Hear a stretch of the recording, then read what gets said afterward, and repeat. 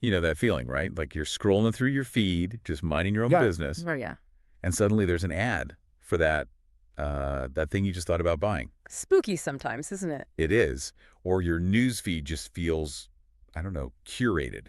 Like it's showing you a version of reality, but maybe not the one you actually wanted. That controlled experience. Yeah, it's that subtle unease, wondering if you're constantly being tracked or if some invisible algorithm is pulling all the strings. Definitely makes you think. It really does.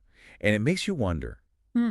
what if there was a social network that was like genuinely designed to put you back in the driver's seat? Mm. So today, that's what we're doing. We're taking a deep dive into exactly that question, focusing on this platform called MeWe. Ah, MeWe. Yeah, it's a social media network that really makes a point of positioning itself as an anti-Facebook network.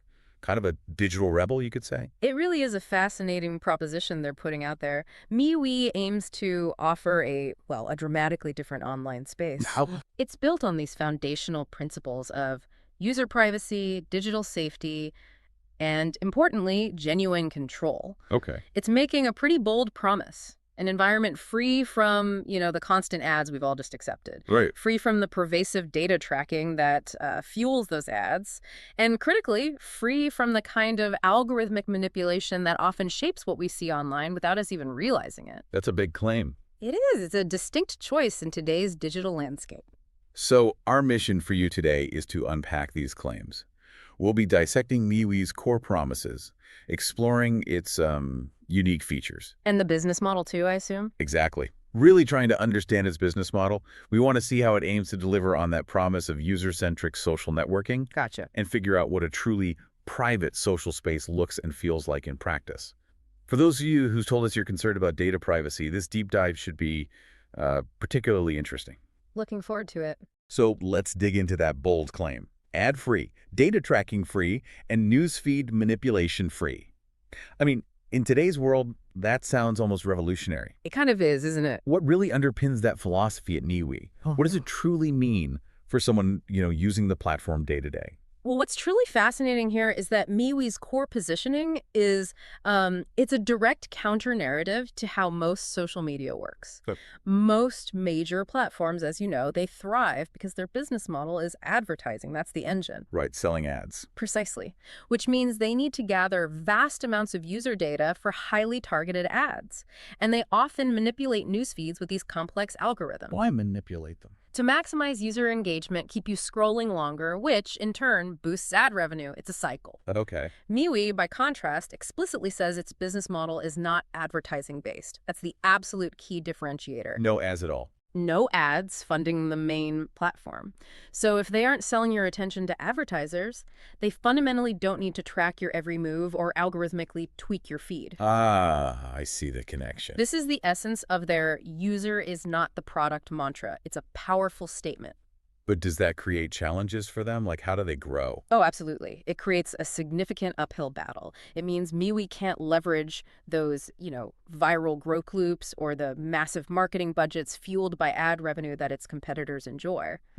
Interesting trade-off. The core insight here, I think, is that users willing to pay for privacy inherently form a different kind of network. It's one that prioritizes maybe value exchange over just sheer scale. That distinction alone, it feels like a breath of fresh air for a lot of people, I bet. It does seem to resonate. But how does this radically different approach actually show up in the user experience? Yeah. When you first open the app, where do you see this user control most clearly? Right. Good question. This philosophy, it shows up most clearly in MeWe's user-centric feed. The feed. Unlike almost every other major social media platform out there, MeWe's feed is, it's unapologetically chronological. Just in order. Like old school Facebook. Exactly like that. What this means for you, the user, is straightforward. You see posts from your contacts and groups in the exact order they were shared, period. No algorithm deciding what I should see. Nope, there's no invisible algorithm deciding what's most relevant to you based on your past clicks or, implied interests. It's a raw, uncurated stream. Why does that matter so much? It matters immensely for user control and transparency because you know exactly why you're seeing what you're seeing. It's simply because it was posted recently by someone you chose to connect with. Okay, that definitely sounds appealing for control.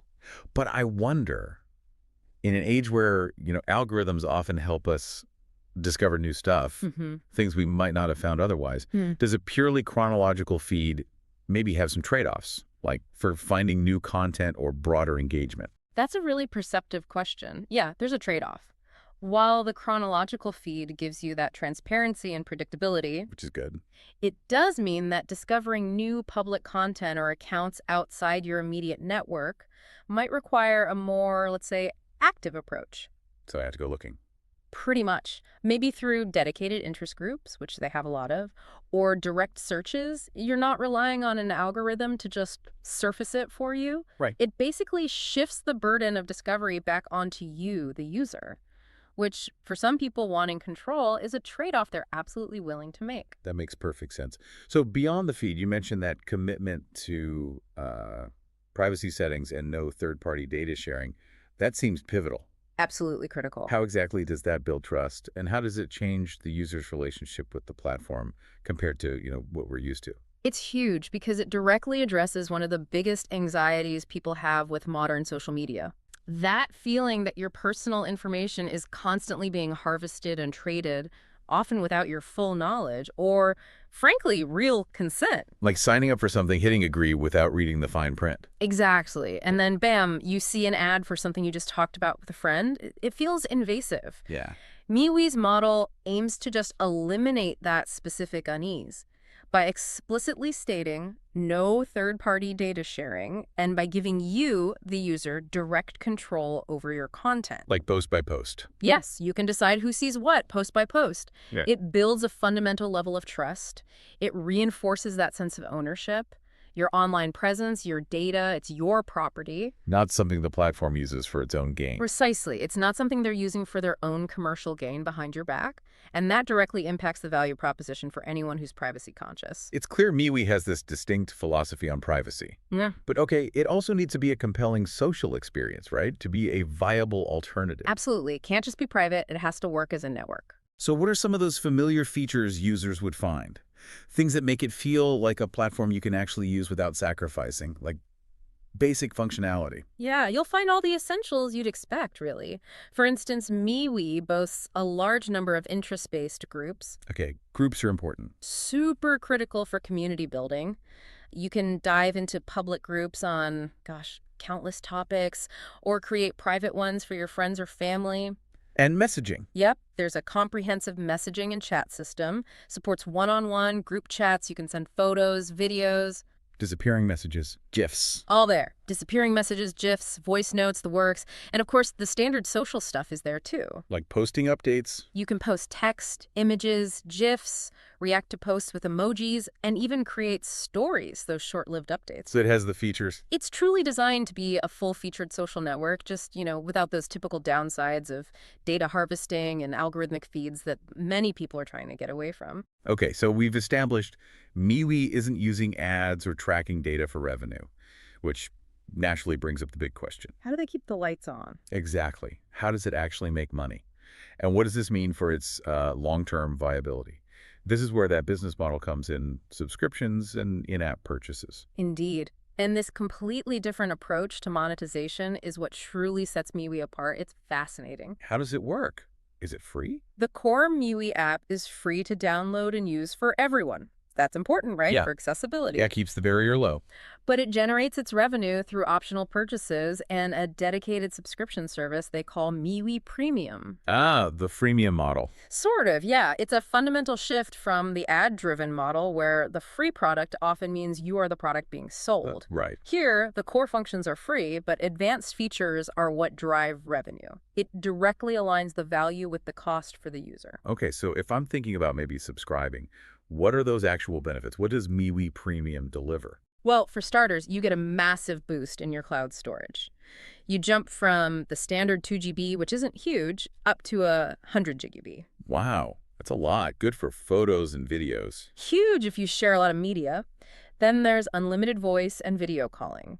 So you can chat freely with other MeWe users without hitting limits. Nice. What else? For more expressive communication, you get access to premium emojis and stickers, special packs. People like their emojis. They do. You also get enhanced media capabilities, like you can create 60-second video stories instead of shorter ones, and stream videos in full HD quality. Better quality, longer stories. Okay. And for people who like to plan, maybe businesses or creators, there's the convenience of scheduling posts in advance. Well, that's handy. And finally, sort of a little perk, you get a unique profile badge to display on your profile. Shows you're a premium member. So it sounds like they're really targeting users who want more robust tools, maybe a more premium experience, Exactly. and crucially are willing to pay for that directly. That's the key. These premium features are, I think, strategically chosen to cater to users seeking enhanced functionality and who see the value in paying for it. Right. It reinforces that idea you are paying for a service for extra tools and capabilities rather than being monetized indirectly through your data and attention. That direct exchange feels more honest somehow. It aims to be. That direct exchange of value for service is what really underpins their entire model and, they hope, helps build that relationship of trust. Yeah, beyond the main subscription, I think you mentioned they also offer a la carte in-app purchases for specific things. That's right. If you don't need that whole premium bundle, you can still pick and choose certain features. Like what? Give me some examples. Okay, so if you're a business owner or maybe you run a club or an organization, you want a branded presence, Yeah. you can purchase the ability to create dedicated pages like a Facebook page for a monthly fee. Okay, so specific tools for businesses. Right. And if you're just a really heavy media user, you can buy extra cloud storage even beyond what the premium tier offers. More storage, always useful. They also sell individual packs of custom emojis and stickers, so you can grab just the ones you like without the full subscription. Fun customizations. And for those who only need it sometimes, you can buy access to live voice video calling on its own as a standalone thing, rather than getting the unlimited version in the bundle. So flexibility there too. Mm-hmm. If we connect this all to the bigger picture then, it becomes really clear that MeWe's business model is just. It's a fundamental departure from its competitors, isn't it? Absolutely. Night and day, really. Offering a free core product that anyone can use and then monetizing through these optional premium features and subscriptions. It's a deliberate strategy, a conscious effort to provide a social networking experience where the user truly is not the product. Which feels like a direct response to everything we hear about data privacy concerns. Exactly. It's tapping into the market's growing demand for greater privacy, transparency, and ultimately control over one's digital life. It kind of makes you reconsider that implicit deal we've all made with other free platforms, doesn't it? It really does. What is free actually costing you? So to tie this all back for you, our listener, thinking about your online experience, we've explored MeWe's really bold promise. This idea of being an anti-Facebook network. It's a platform grounded in these principles of privacy and user control. We've seen it in its chronological, algorithm-free feed. Right, the core difference in experience. And in its subscription-based and in-app purchase business model, which aims to break free from that whole ad-driven economy. And this raises, I think, an important question for all of us navigating this digital world. Which is? Well, in an age where we're hearing more and more about digital scrutiny, concerns over personal data, MeWe presents a really distinct choice. A different path. Yeah. How does this platform, with its unique way of making money and its commitment to user control, how does it challenge our basic assumptions about what free social media truly costs us? It forces you to think about that value exchange. In a very direct way, yes. Indeed. So as you continue to navigate the online world, maybe consider what you value most in a social platform. Is it that ultimate convenience and, free access that's often supported by unseen advertising and data collection? The standard model. Or is it privacy, transparency, and maybe a greater sense of control over your data and your experience? Even if that means paying a subscription fee. The MeWe model. Is MeWe maybe a glimpse into a potential future? A future where users actively choose to pay for a better, maybe more secure online experience, rather than just passively giving up their data as the sort of implicit cost of using the service. It makes you wonder. Perhaps the true cost of free is becoming clearer, and platforms like MeWe are, at the very least, showing us there might be an alternative path. Something to think about.